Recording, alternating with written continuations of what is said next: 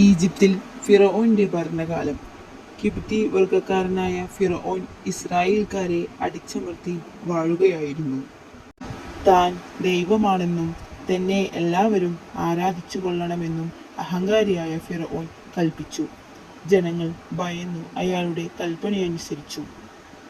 കിബ്തി വർഗക്കാരെ മാത്രമേ ഫിറഔൻ മനുഷ്യരായി ഗണിച്ചിരുന്നുള്ളൂ.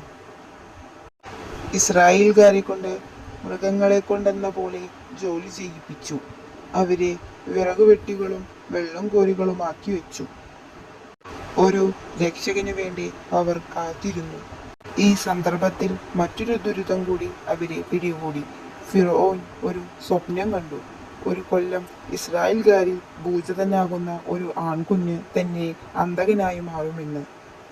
ഈ സ്വപ്നം ഫിറഔനെ ഞെട്ടിച്ചു. അയാൾ ഒരു കൽപ്പന പുറപ്പെടുവിച്ചു. ഈ കൊല്ലം ഇസ്രായേൽ വനിതകളാരും ഗർഭം ധരിക്കാനോ പ്രസവിക്കാനോ പാടില്ല. ഇണചേരുകയും അരുത്. വല്ലവരും ഗർഭിണിയായാൽ വധിക്കപ്പെടും.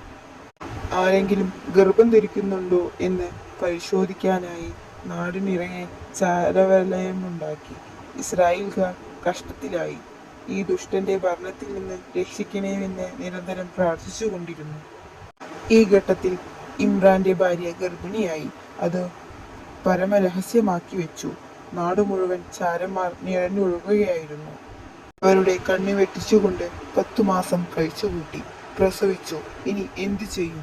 അന്തം വിട്ടു നിൽക്കുമ്പോൾ ഒരു അശരീരി മുഴങ്ങി. പ്രവാചകനാവാൻ പോകുന്ന കുട്ടിയാണത്.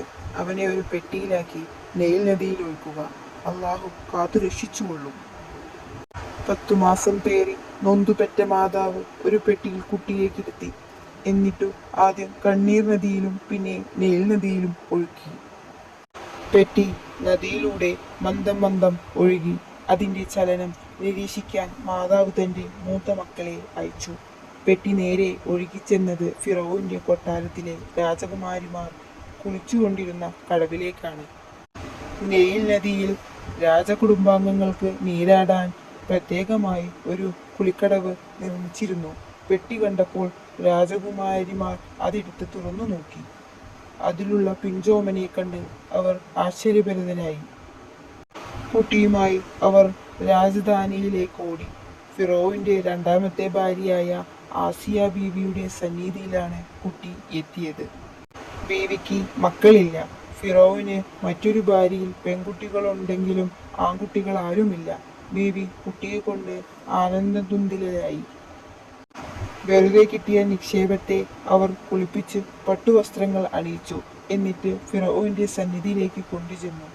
ഫിറഔൻ അത്ഭുതപരതന്ത്രനായി.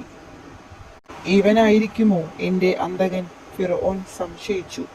ആസിയ ബീവിയോടയാൾ സംശയം പ്രകടിപ്പിക്കുകയും ചെയ്തു.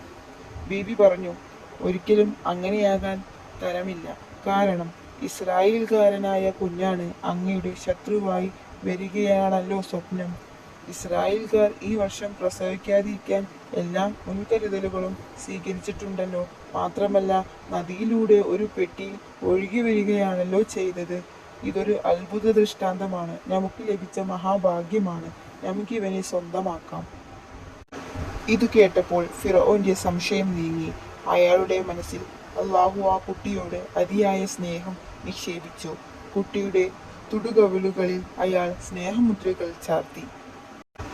എന്നിട്ട് ആസിയ ബീവിക്ക് കുട്ടിയെ വളർത്തിക്കൊള്ളുവാൻ അനുമതി നൽകി. ബീവി കുട്ടിക്ക് ആദ്യം പശുവിൻ പാൽ കൊടുത്തു നോക്കി. പക്ഷേ കുട്ടി കുടിക്കുന്നില്ല. ചില സ്ത്രീകളെ കൊണ്ട് മുലപ്പാൽ കുടിപ്പിച്ചു നോക്കി. കുട്ടി അതും കുടിക്കുന്നില്ല.